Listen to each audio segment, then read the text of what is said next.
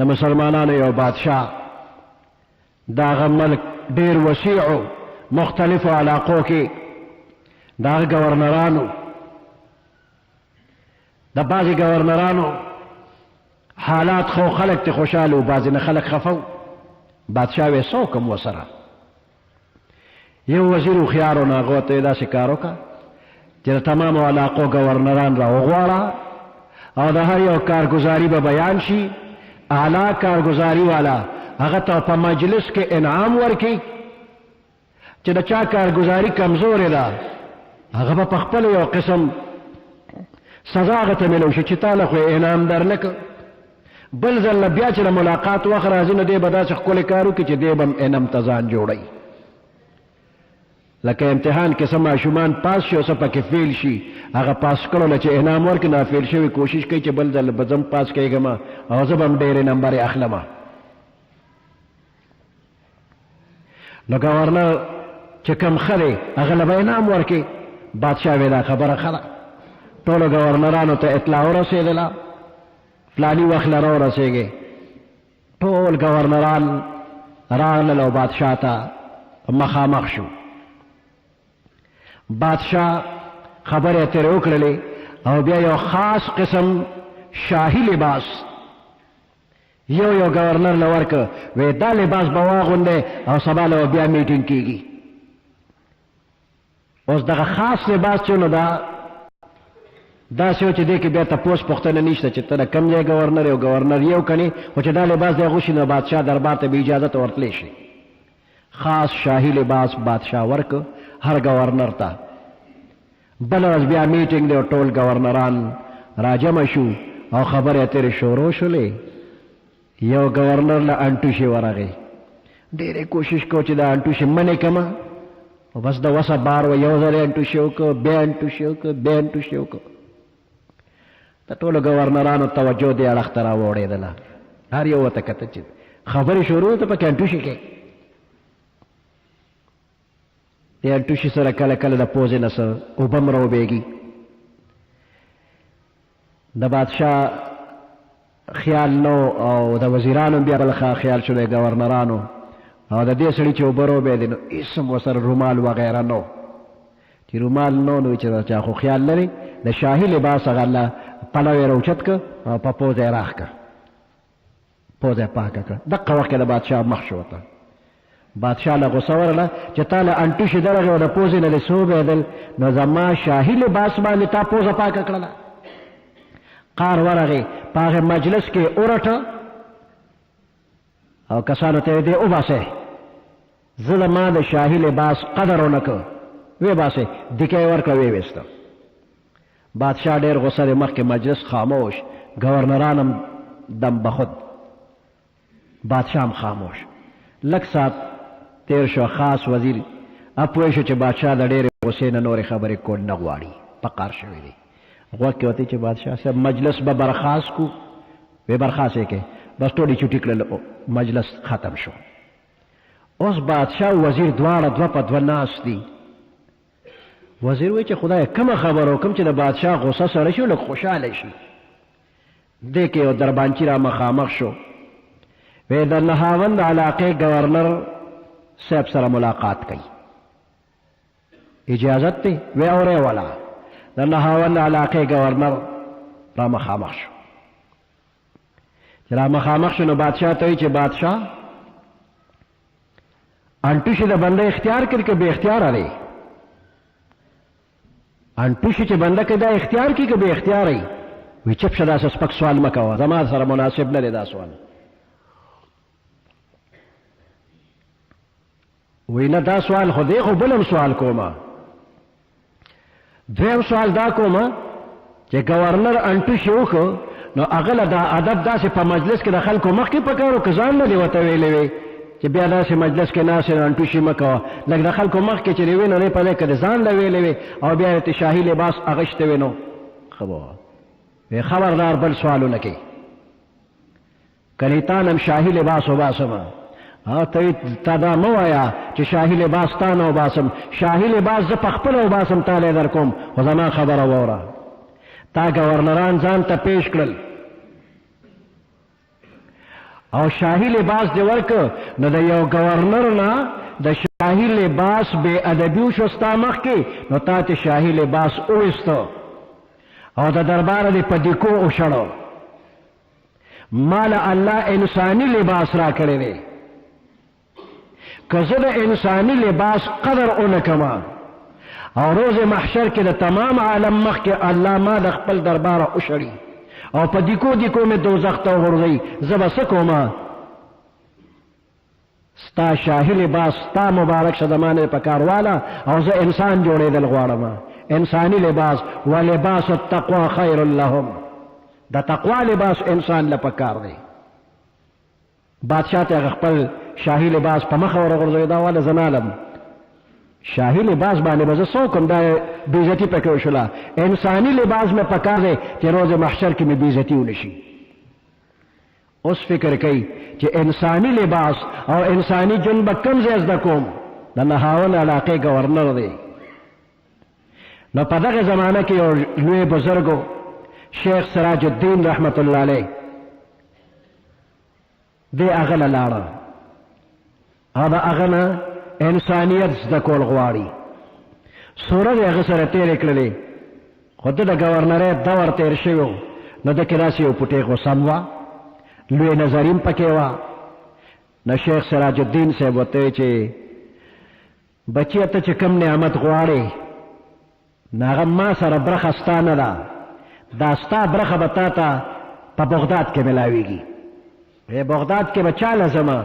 وی شیخ جنید بغدادي له بځې بس هغه ځای نه را روان شو شیخ جنید بغدادي ته چې راورسېده ورته وی صاحب تا سره یو نعمت دی او زه هغې نعمت پسې راغلی ما لی راکړه هغه ورته داسې ښکته پورته وکتل نو ورته وی چې میلمه ته چې کوم نعمت پسې راغلی او ته ما ته وایې چې دا نعمت راکړه او چې څه قیمت پې لګي هغه به هم زه درکړمه نو ستا د وسه نه کېږي چې کوم قیمت هغه لري د دغه نعمت قیمت تا سره نشته نو ستا د وسه نه کېږي تا سره شته نه چې ته یې ماله راکې زه چې دنه څه غواړم او پسه چې ته غواړې په هغې زه نه در کومه او که مفت مې درکړه نو بې قدري به وشي د دې نعمت بې قدري کېږي مفت هم نه در کوم چې مفت درته میلو شي ته قدر نه کې او که قیمت ته راکې نو تا سره شته نه زه چې څه غواړم نشي راکولی نو بیا به څه کېږي بس د خدای وارو ته ګوره خدای به څه انتظام وکړي فکر به کوو ایثار شه څو ورځې د طالبانو په مجلس کې ناستو بیا شیخ جنید بغدادي رحمت الله علیه وی دا میلمه راغواړی چې راغی ورته څه کار کوې دی ورته د نهاوند علاقې ګورنر وم خو ته ګورنر وې ګورنر خو هم ځان خدای ګڼي دومره اوچته خیالي وي چې تمام اختیارات ما سره دي ته چې کوم نعمت له راغلی هغه نعمت به زه تا ته در کومه خو ته به د بغداد کې یو دکان کې او په هغه دکان کې به رانزله خرڅې رانزله څښا بوی کوي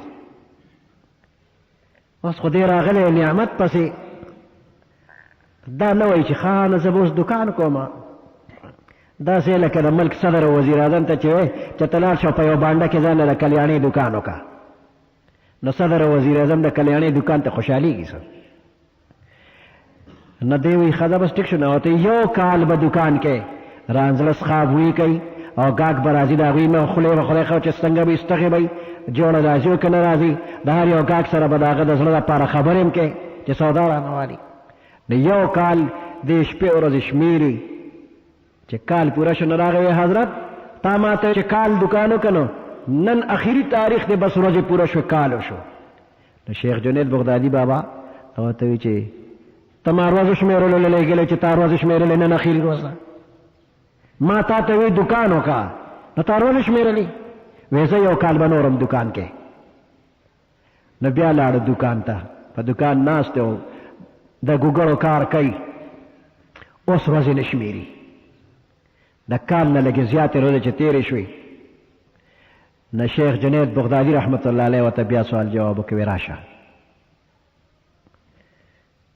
وی نن خو د کال نه ورځې وړېدلي خو وی صاحب ته چې ورځې مه شمېره نه مې دي شمېرلې زه نه یم پوهېږم چې څو ورځې وشلې وی کال نه وړېدلي دي و دې نه پس به ته یو ډیوټي اوس بله کې د بغداد په ښار کې به ګرځې کاسه به در سره او په دې کلي کې به خیر غواړې سوال به کې خو ستا به ګورې روژې ته به خوراک نه کې او چې څومره وظیفه دې غوښتله هغه راوړې په لنګر کې به د طالبانو تګلې چڼې یې ترېنه جوړ کړ دی وایي چې زه خو هټه کټه نوجوان یم ښه طاقتمن یم روغ جوړ یم چې سوال کوم نو دا خلک به څه وي وایي که نعمت اخلي خو لاړ شه سوال وکړه که نه اخلي نو ځه کلي ته محتاج دی په زړه تېره کول بس د بغداد په ښار کې سوال یې شروع کړ یو مته غټ سړی غټ پهلوان بدن شرمېږم نه سوال کې یو امرټي بل امرټي خو یو کال تیر شو د سوالونه وکړل او وظیفې یې راټولې کړه لنګر له بیا راوړې آخر دې سره عادت شو هغه د ګورنرۍ نشې ترېنه په دې ایسته د شیخ جنید بغدادي بابا دې څیزونو ته حاجت نه خو ده کې یو نشه وه یو غرور او تکبر و هغه یې وله علاج وکړو ویې ویستل ته 3 کاله تیر شو اوس یې راوغوسته وی راشه اوس د شیخ جنید بغدادي رحمت الله علیه په مجلس کې کېناسته زړه روښانه دی صفایي پکې راغلې ده د یونان خلک او د چین خلک په خپل کاریګرۍ کې ډېر زیات مشهور وو یو بادشاه دواړه راوغوستل وی ستاسو د دواړو مقابله کومه چې کوم یو ښه کاریګر دی یو دوه لوی لوی حالونه یې جوړ کړه منځ کې پرده جوړه کړله وی د یو بل کار ته به ګورئ نه چې نقل ونه کې د یونانیان لګیا دي په خپله یې څه حال کې دننه ډیکوریشن کوي او چینیان لګیا دي هغوی په بل اړخ کې کار کوي نو چینیان لګیا دي په خپله حصه کې په دې دیوالونو باندې قسم قسم نقش و نگار او ګلکاري جوړوي یو کال تیر شو او یونان والا هغوی دیوال پورې نښتي او ریګمال ورکوي چمک ته وباسي صفا کوي یې دا یو بل حال ته ورځي نه ګوري نه چې کال تیر شو نو بادشاه راغی او د دواړو حالونو په منځ کې چې کومه پرده وه هغه پرده یې لرې کړله چې پرده یې لرې کړله نو په دواړو حالونو کې عجیبه نقش و نگار دی یو خوا خو چینیانو په خپل لاس نقش و نگار جوړ کړی دی خو دې بل اړخ ته یونان والا یو ګل هم نه دی جوړ کړی خو دیوال یې دومره چمکدار جوړ کړی دی چې د هغې حال هغه ټول نقش دی بل اړخ کې لکه د شیشې ښکاره شو کم ته شاباس ووایو کم یو ښه دی دا چا چې دا دیوال چمکدار که هغه پردې نقش یې ځان ته راښ که دا زنده باد د شیخ جنید بغدادي رحمت الله علیه د نهاوند د ګورنر زړه دننه دننه ریګمال که 3 کاله کې د غرور او تکبر خیرې ترېنه لرې کړل چې شیخ جنید بغدادي د مخامخ شو د هغه په زړه کې چې کوم نقش و نگار د الله د معرفت جوړو ټول د نهاوند ګورنر په زړه کې هغه نقش راغی صفۍ دې اړخ ته رامنتقل شو نقش و نگار او ښکلېوالی راوړېده لږ ساعت کې ولی الله ترېنه جوړ شو دا څوک دی دا شیخ شبلی رحمت الله علیه دی یا دا نهاوند د علاقې ګورنرو یا ته یو بهترین ولی الله جوړ شو دې نه پس ورته شیخ جنید بابا